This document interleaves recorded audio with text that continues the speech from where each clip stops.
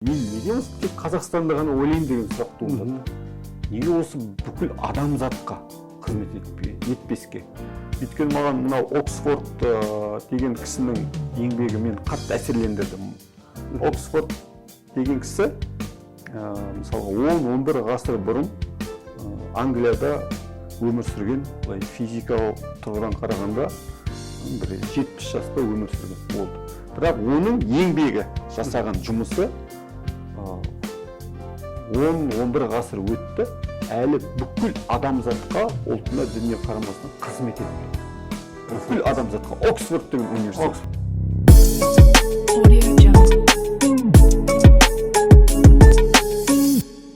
Саламатсыз ма, құрметті достар.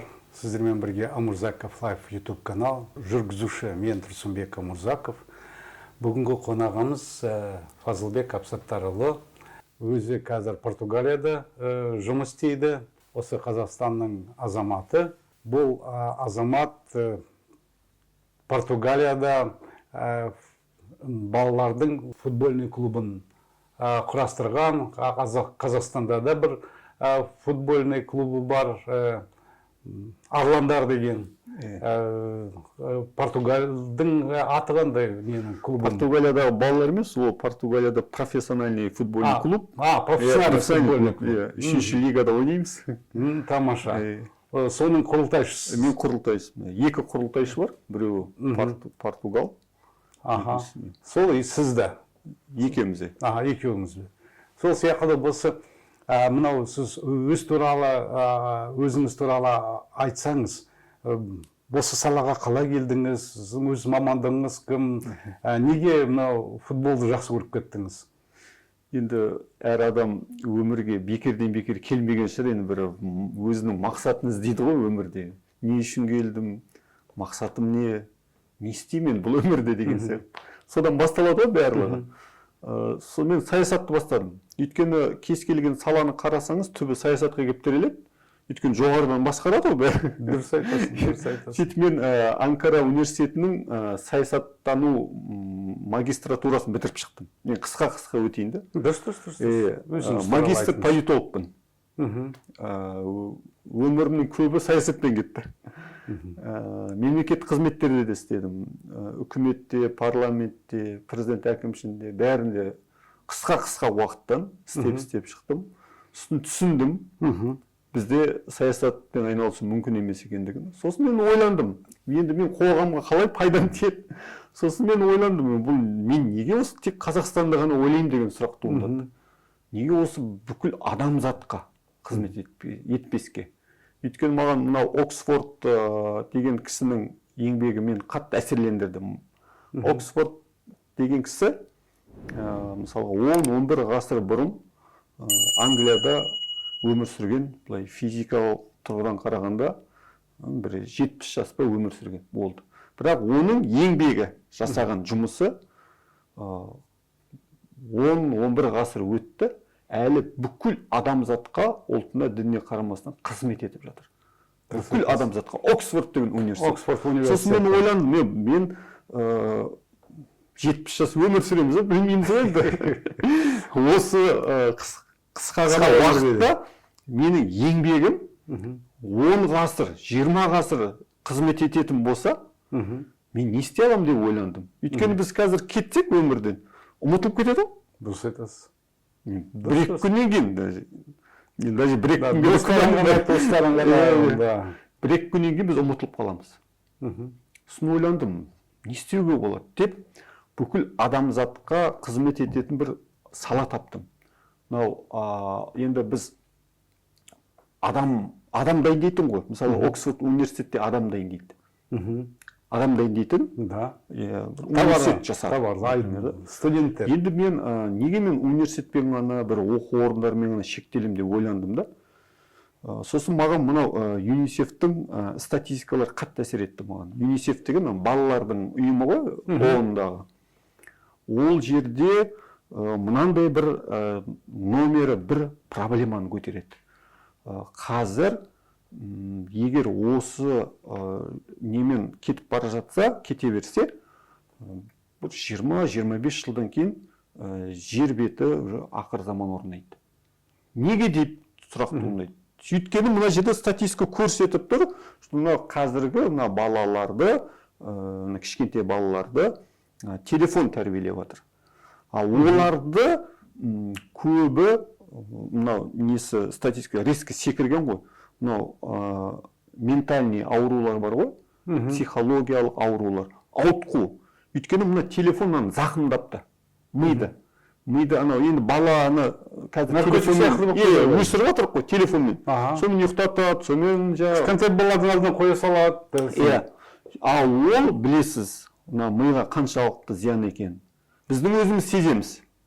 Израильде 17 жастан береді дейді ғой балаларға. 17 жастан бағана оның зардабы миға. Ол мынау басқа жерге емес, жаңа бірінші кезең миды зақымдайды деген да. Миды. Мидың функциясын білесіз, оның шегі жоқ. Галактика сияқты білмейсіз ғой, шегі қай жақта екенін ешкім білмейді. Сол секілді мына мидың да функциясында шегі жоқ екен. Адам мүшелерінің ішінде тек мида ғана шегі жоқ. Көзде бар, 300-200 метр, құлақта бар, бәрінде бар да, шек бар да бәрінде.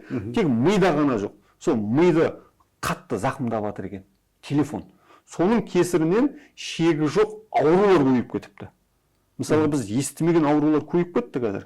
Мысалға, мына бір нәрсе мен қатты ойландырды.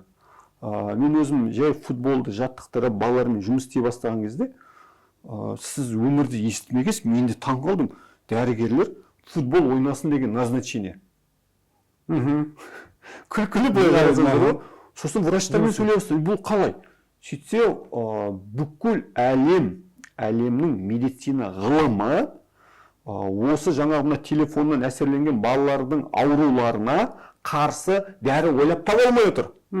Медицина ғылымы күші жетпей отыр. Не дәрі береміз? Дәрі ішті, ментальный дұрысталып кетті деген жоқ. Мысалы, енді дұрысталмайды. Онан есептеп отсаңыз бар, құдай оны дәрігерлер, медицина ғылымының профессорларын жазғандары бар, мен іздендім ғой. Сөйтсем, олар айтады, біз қазір дейді, мына осы тенденцияда дейді, аурулардың аттарын қойып үлгермей жатырмыз дейді. Ойлаңыз, насколько онда не кетіп жатыр? Трагедия, да? Біз оны қазір сезінбей отырмыз. Оған мен көз жеткізіп отырмын. Қалай көз жеткіздім? Мен 8 жыл балалармен жұмыс жасадым. Мен апробация дейді ғой, эксперимент жасап көрдім. Шынымен қарасам, мына балалар мүлде басқа ұрпақ. Мен шок болдым. Енді мұналар қалай 20-25 жылға болжам жасады десем, сөйтсем олар ертең біреу әкім болады, депутаты бүкіл салаға солар келеді, толқын келеді. Қоғамның елді басқаратын солар. Миы ауытқыған адамдар келеді да, сонымен ақыр заман сол екен ғой. Сол енді біз өмірді өзгертемін деп, сосын өзіңіздің алдыңызға осындай үлкен мақсат қойдыңыз. Енді қараңыз, бұл Оксфорд сияқты азамат баламды. Енді тырысып отырық қой енді. Тырысып отырық. Біздікі амал жасау біздікі. Өзіңіз футболистсіз ба? Жоқ, мен футболға қатысым жоқ, футбол ойнамаған. Қазір да ойнамайсың? Мен қазір ойнаймын. Мен өзім қазір, мені профессиональный клубтар шақырады мені қазір. Ойнап жүрмін қазір. Бірақ мен әлі профессиональный футболға мен тіркелген жоқпын әлі. Қазір сен ойналасың. Сен футболды нешеден бастадың? Қандай неден? 8 жыл бұрын бастадым. 8 жыл. 8 жыл бастадым. Осы салаға келіп, өзіңіз футболды бастадыңыз, балаларды тәрбиелеу бастадыңыз.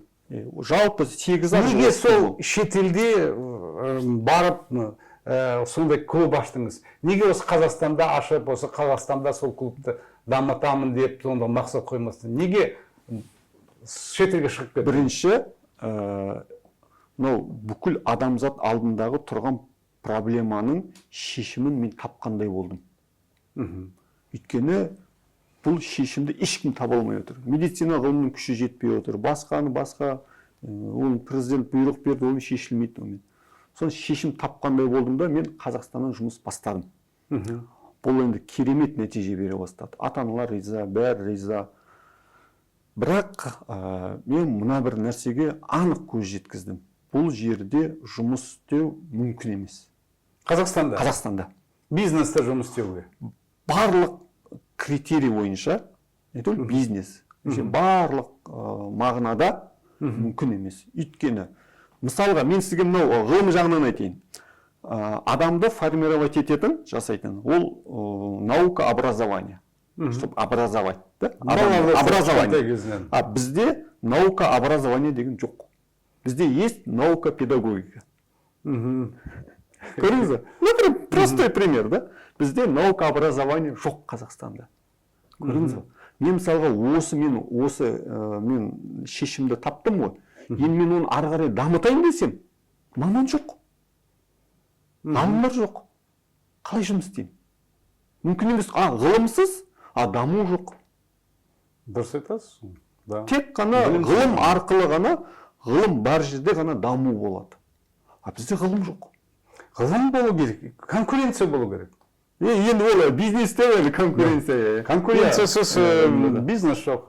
Сосын осы немді, идеяларымды өзім барынша Қазақстанда айналыстым, апробациялар жасадым. Сосын мен бұл туралы қысқаша не жаздым, андай тезис. Сөйттім де Казпатент деген бар ғой. Содан мен патенттеп алдым бұны. Сол идеяңыз. Осы ойымды, бағана айтып отқан ойымды мен патенттеп алдым да. Сөйтіп арабтардағы атақты шейхтар бар, шетелдік президенттер, ғалымдар, бүкіл саладағы адамдар, бизнесмендердің алдында мен осыны презентация жасадым. Бәрін алып презентация. Ол патентіңді көруге болады ғой. Мен сізге жіберемін, ол бәрі заңды ғой. Біз сосын жігіттерге көрсетеміз. Сөйтіп бұл қарасам, мысалға, ойыңды патенттеп алдың. Тамаша. Енді болмайды онсыз. Дұрыс, чтобы... Сосын енді бір қызық жер, мына жерде басталды. Мен ана шетелге кетуді, пандемиядан кейін бастадым. Осы жақын арада? Жоқ, мен 8 жыл, мен футбол бастаған кезде, мен параллельно Португалиямен 8 жыл бойы жұмыс істеп келдім. 8 жыл бойы. Португалияның футбол клубтарымен? Клубтары, федерациялары, бүкіл сала, ғалымдары, бүкіл салада мен таныстарым бар. Әсіресе мынау осы процесті пандемия тездетті. Пандемиядан кейін мен МЛ толып қалады ғой. Неге дейді ғой? Өйткені балалардың бәрі одан сайын отырған ғой телефонға. Телефон, планшет, бәрі үйде отырып қалды ғой. Отырып қалған кезде шынымен не бұлай скачок болған ғой статистикада. Бәрі сабақты да сол. Сосын енді шешім іздейді ғой бәрі. Бүкіл әлемнің ғалымдары іздейді ғой шешімді. Сөйтсе, бұны шешімін енді іздеп қараса, база бір ғой. Біздің Казпатент бүкіл әлемнің патенттерімен ортақ единый базаға кірген екен. Ратификациялаған дейді, сондай бүкіл әлемнің. Сосын кірет, забивать етеді, бос емес. Бұл кім? Қарайды, данныйлар тұрады, МЛ тұрады. Маған бүкіл ғалымдар байланысқа шығады. Біз сіздің неңізді, патентіңізді ары қарай дамытайық. Мынандай істейік деп. Осыны деген топ болады. Сосын бар, мен өз-өзіме сенімділік пайда болды. Әйтпесе қарасақ, кейде өз-өзіме де сенбей жүрдім да, мен не істеп жүрмін деген сияқты. Сөйтсем, неше түрлі ғалымдарын алған кезде барып қана сенімділік пайда болды. Осын барып, осы тақырыппен шығып, анаған хат жазып, презентация жасап. Сол пандемиямен тездетті, сол жиналдым да кетіп қалдым сразу. Сосы біздің футбол клубтарды дамыту проблемасын көтеріп, сіз үкіметке хат жаздыңыз. Бармаған жерінде. Петиция жаздыңыз. Сіздерге де хат жаздым десем, сіздер депутат болып отырған кезде. Сонда қандай жауап болды? Қолдамады? Жоқ, қолдамады десек енді ол не болып қалады шығар, или түсінбеді, или в одном слове қолдамады деп айтуға болады. Былайымша мен енді білмеймін, мынау отырғандар миыма сыймайды, беріп жатқан жауабы кейіннен бетіп қарасам, былай ойланып, ойша анализ жасайсыз ғой, бір шаблон, соны жылда қайталап бере ма, сондай. Бір шаблон бар, министерствоның, бет қарасам, 3 жыл бұрын жазғаны, қазіргімен бірдей, мысалы, текст почти бірдей, да? соған қарағанда ешкім жұмыс істемей ма деп ойлаймын. Өзгеріс жоқ. Ойым, да. Ешқандай өзгеріс жоқ. Экономикада, қоғам Тек саласында. қана отписка. Мен отпискіден басқа мен осы 8 жыл ішінде ештеңе түсінбедім. Дұрыс айтасыз. Ондай. Мен мысалға министрлардың бәріне кірдім. Райымқұлованың қабылдауында болдым. Дархан Мыңбай, қазіргі Маржықбаев, министрлар бар ғой осы. Ауысып жатыр, фамилияны шатасып қалдым. Сіз мынандай қарағанда, мынау қазір мынау сіз біздің футбол темасына келсек, сіз мынау как инструмент деп қараңызшы. қараңызшы. Бірінші вот мынау клубыңызды қай жылы неттіңіз, құрдыңыз? 2016 жылы Арландар футбол клубы деп құрғам. Бастап бірінші клубы. Ең бірінші. 2016 жыл бастап. 2016 неде ең бірінші ИП деп жаңағы неде тіркеуіміз ғой, налог төлеуіміз керек. 2016-да. 2016-тан қазіргі уақытқа дейін ол клубыңыз жұмыс істеп жатыр. Қанша бала оқиды онда, қанша баланы тәрбиеледіңіз? Результаттары қандай? Бізде Қазақстанда результат жоқ деп бір сөзбен айта салуға болады. И болмайды да жақын арада. Неге біз ешқандай нәтиже көрсете алмадық? Біз, мен түсінікті болу үшін былай айтайын. Біз тұрмақ ФК Астана, Ордабасы, мысалға топовый. Солар да шығара алмайды.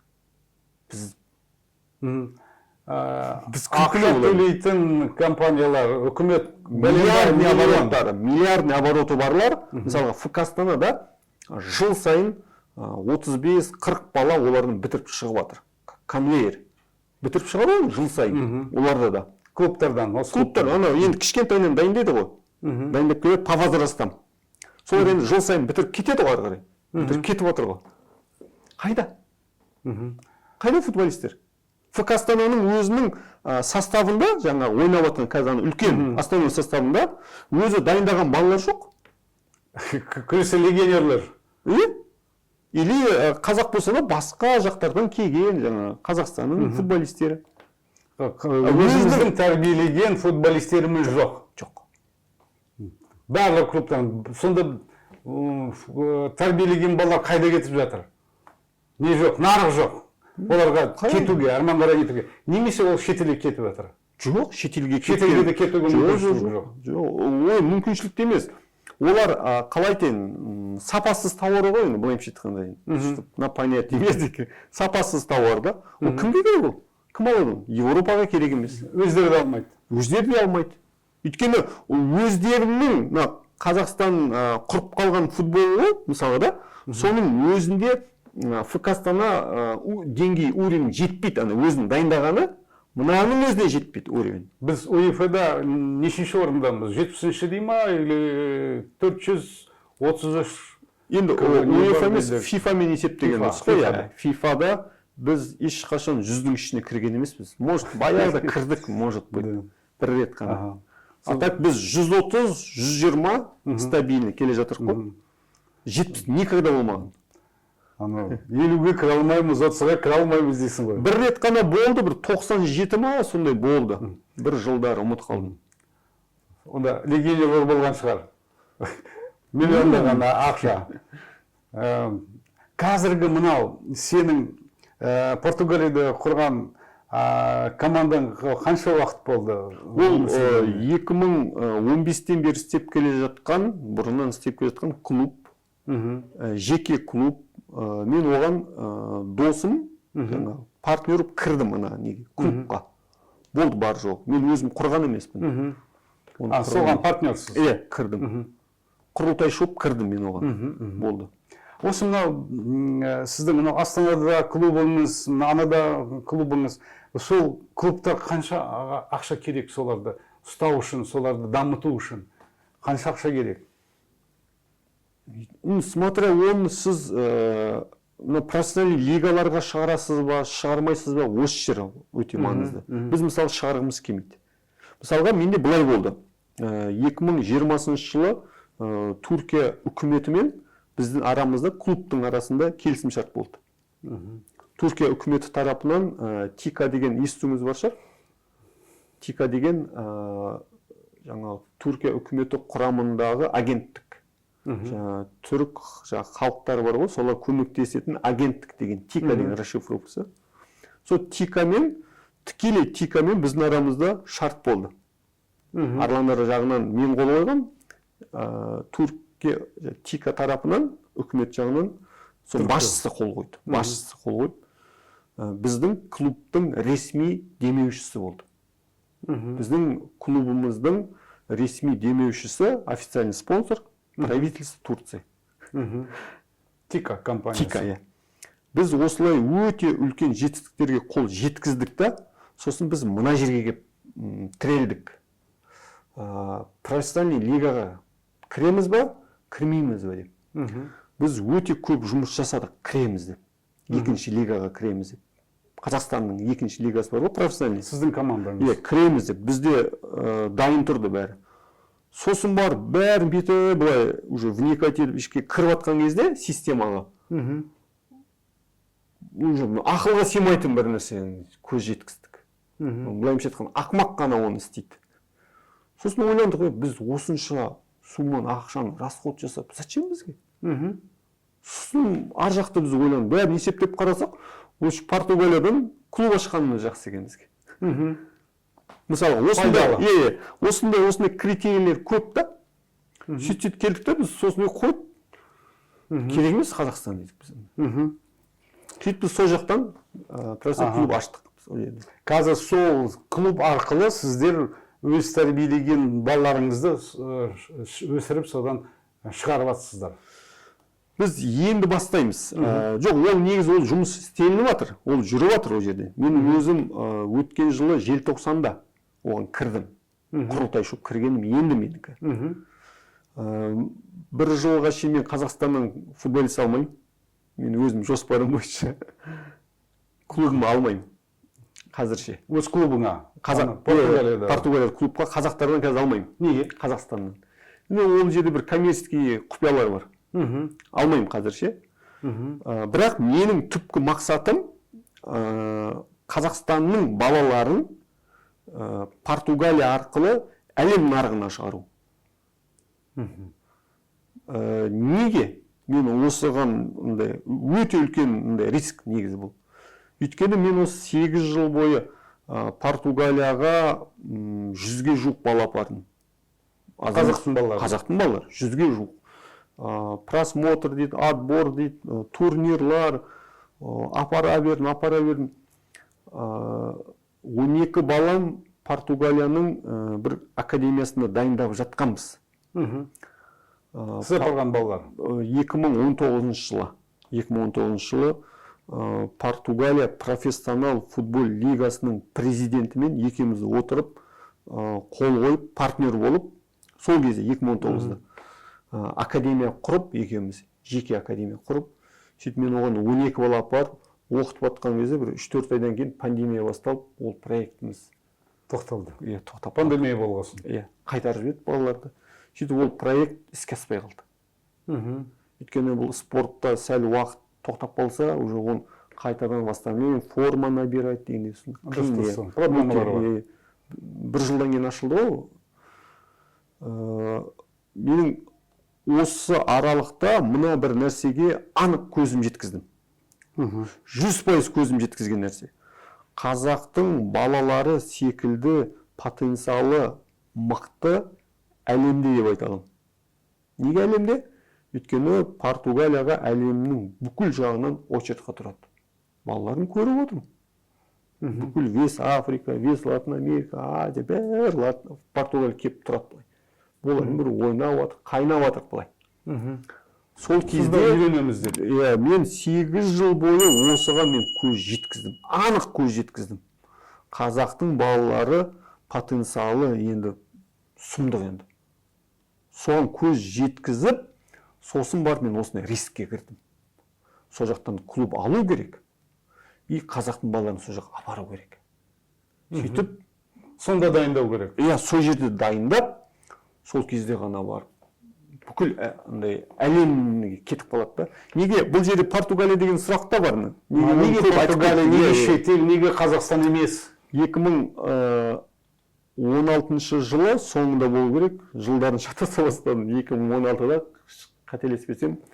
Қазір бізде жұмыс істемегендіктен ба, даже футбол федерациясы көп нәрсе білмейді. Осы нәрсе мен таң қаламын. Қазақтың бір баласы, Ақжол Құрманбаев деген бала, қазақтың баласы, УЕФА-да жұмыс істеген. Сол кездері. Ол бір жыл ғана істеді ау деймін контрактпен. Соны мен тауып аламын, сонымен консультация болады. Мен осы футболға келіп жатырмын, енді келіп жатырмын. Қай елде, қай жерде, қалай дайындасам болады Европада. Деймін ғой. Сөйтіп ақылдаса келіп, Португалияны таңдадық. Сөйтіп Португалияны зерттеп қарасақ, действительно, детский футболда астын сызып айтайық, номер 1 екен. Португалия. Сосын оны ары қарай кіре берсек, бүкіл оны құпияларын білдік. Не үшін былайша айтқанда рынокты жаулап алған. Португалия, Испанияда да бар. Мысалға, былай өздерінің бір өлшемдері бар да, номер 1 өлшем, критерий. Академиялар, мысалға футболист дайындайтын фабрика, да?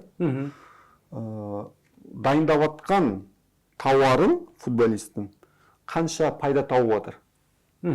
Мысалға, номер 1 критерий. Осы критерийлер бойынша не только Испания, бүкіл ел Португалияның алдында қалып қояды. Мысалға, рейтинг бар, академиялардың рейтингтері. Бенфика мен Спортинг бірінші орын, екінші орын ешкімге бермейді никогда.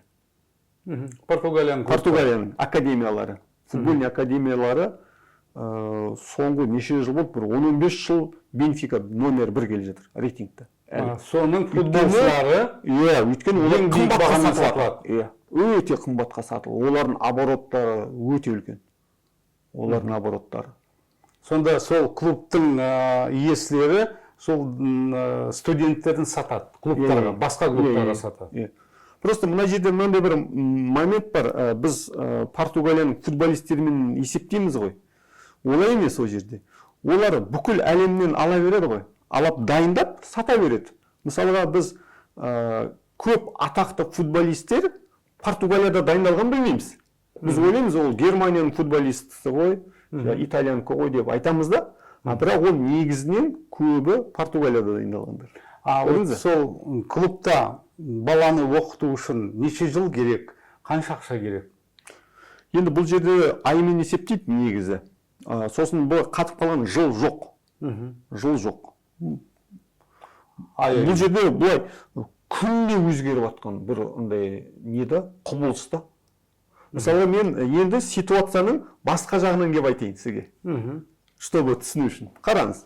Мысалға, данный момент қазір менің 4 балам Португалияның топовый академияларында. Бұны Қазақстан оны істеген мен. Қазақстан тарихында оны ешкім істей алған емес. Енді қараңыз, мен ата-аналарға былай айтам, ата-аналарына. Әлемде, мысалы, футболы дамыған жер ол Европа. Америка емес. Америка емес, Африка емес, Европа. Дұрыс қой. Енді қараңыз, Европадағы бүкіл топовый академияларда 10 топовый академияны алып қарасаңыз, солардан дайындалып атқан футболистер емес, көбі Африка мен Латын Америкадан шыққандар. Яғни мен ата-анасына айтам, сенің балаң Бенфикада, Спортингте, Аяксте, академияда оқып жатыр деген сөз, это не гарант, что ертең ол профессиональный футболист болады деген. Өйткені олардан 10 топовый академияны есептесеңіз, 400-500 футболист дайындалып шығып жатыр. Оның көп футболист болып жатқан жоқ. Это не гарант. А болып жатыр, Африка мен Латын Америка болып жатыр. Футболисттері. Неге солай? Вот, көріңіз, ситуацияға басқа қырынан қарасаңыз, негізінен Африка болып жатыр. Африканың балалары, футболисттері өте. Рейтингке қарасаңыз, Африка мен Латын Америка. Не Европа. Содан шыққан. Это тоже факт. көрдіңіз бе, олар мировой уровеньдегі футбольный академияларда оқығандар емес қой. Дұрыс айтасыз. Ал былай қарайсыз. Вот Африканың нелері, азаматтары, сондай футболистер. Мынау Олимпиадаға қарайық. Өзбекстан 5 бокстан Олимпиаданың алтын медалін алып шықты. Біз де бұрын алушы едік, қазір құлап қалдық. Өйткені біз тренировка жасамадық, мағына бермедік. Тотальный коррупция ғой. Сол сияқты. Мынау бізде осындай нелер бар, спорттың түрлері. Мынау Европаның спорты. Мынау немістердің Мерседесі. Сол Мерседесті біз семей-ақ болады ғой.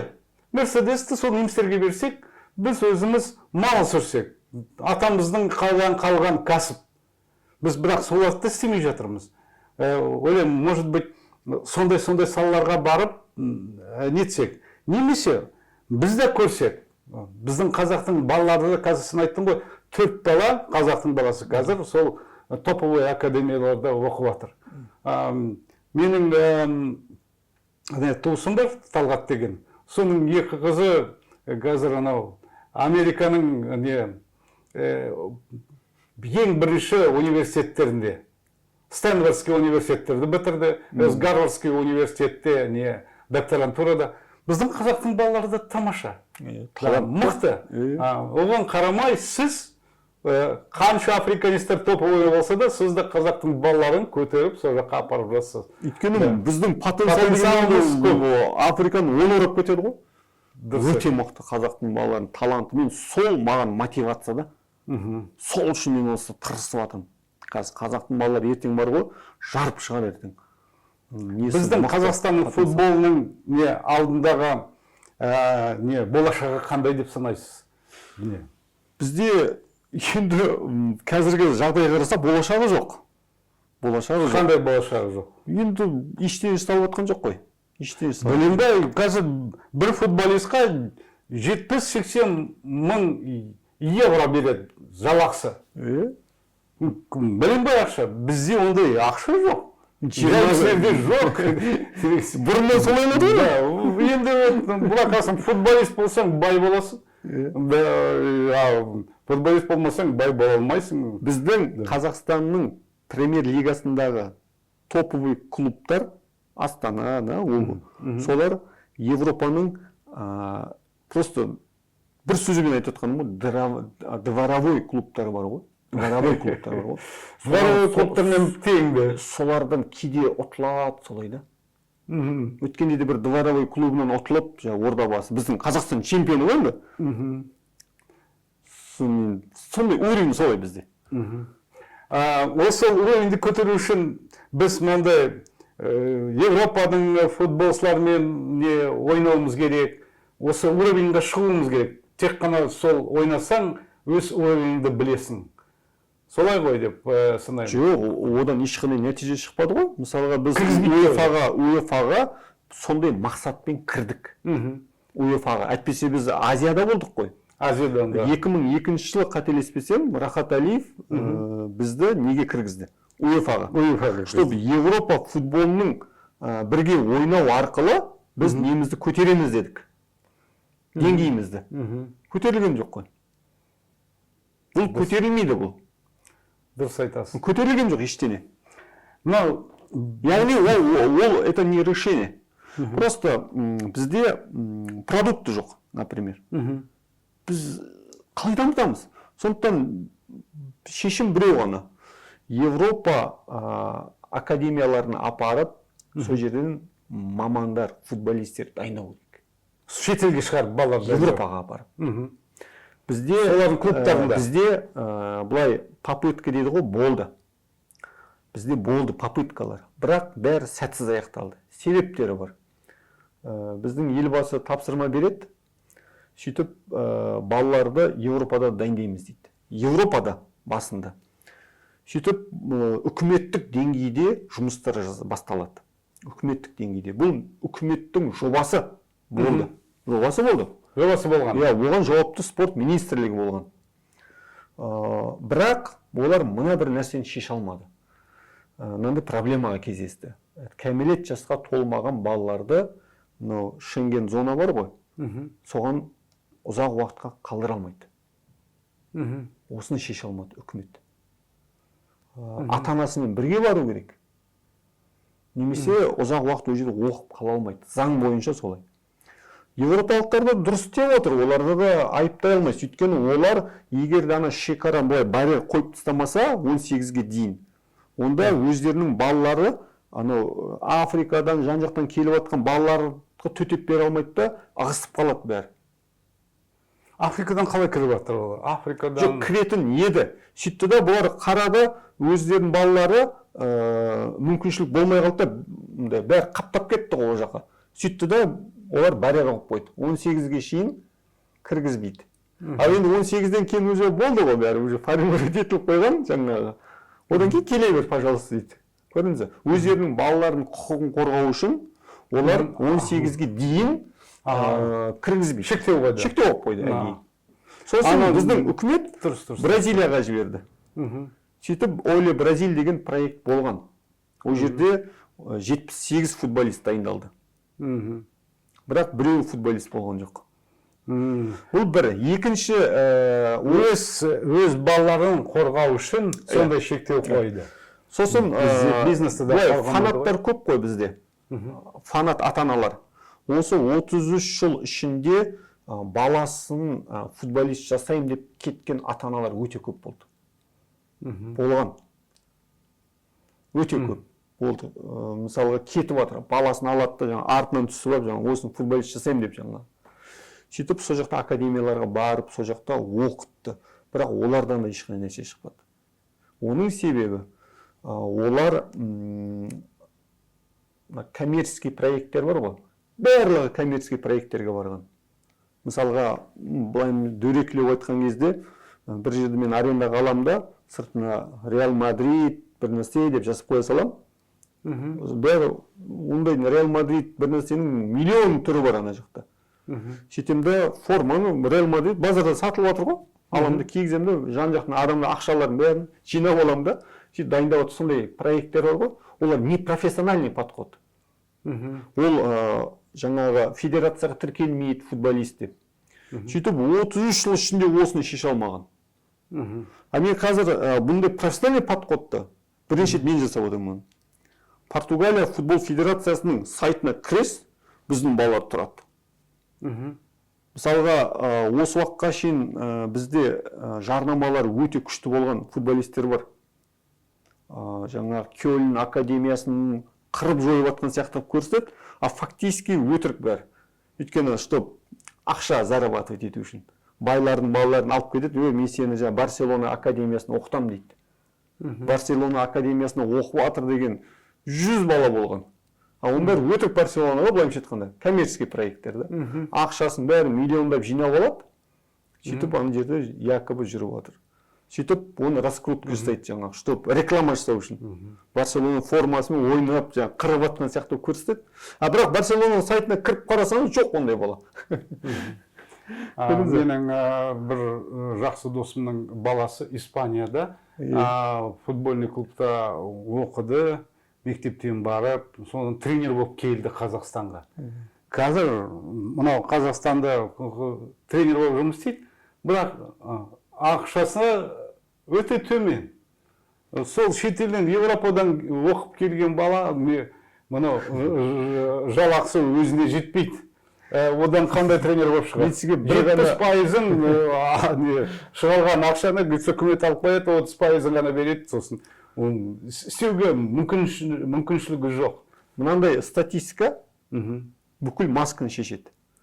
33 жыл ішінде Европа футбол академияларында оқып келген, дайындалған бірде бір бала, оны Европаны былай қоя тұрмыз, Қазақстанның өзінде профессиональный клубтарда ойнамаған. Бір бала жоқ. Европадан үйреніп келген. Европадан үйреніп келген. Дұрыс айтасыз. Мынау біздің болашақ программасы бар ғой. Соған дайындаған балалар қазір үкіметте жұмыс істемейді. Ешқандай конкурс жоқ. Қазір безработный болып жүр.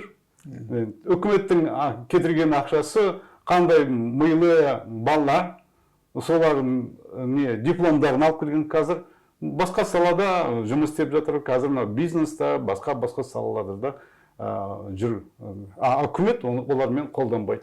Сол сияқты біздің спортта проблемаларымыз көп, футболда одан да көп деп. Сіз міне кіріп футболдың проблемаларына түсіндіңіз.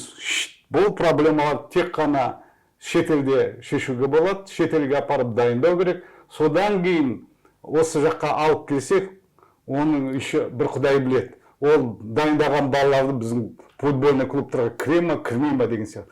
Сіз айтқанда бір бала шетелде дайындаған футбольный клубқа кірмейді. Кіру үшін бұл жолдары басқа, ол құпия. Құпия емес қой, коррупция. Коррупция. Сол сияқты ойлаймын, бүгін өте жақсы сұхбат бердіңіз.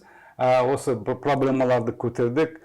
Мынау балалар бізде қазір 263 мың бала осындай секциялар нелер арқылы барып жүрген балалар бар екен Қазақстанда.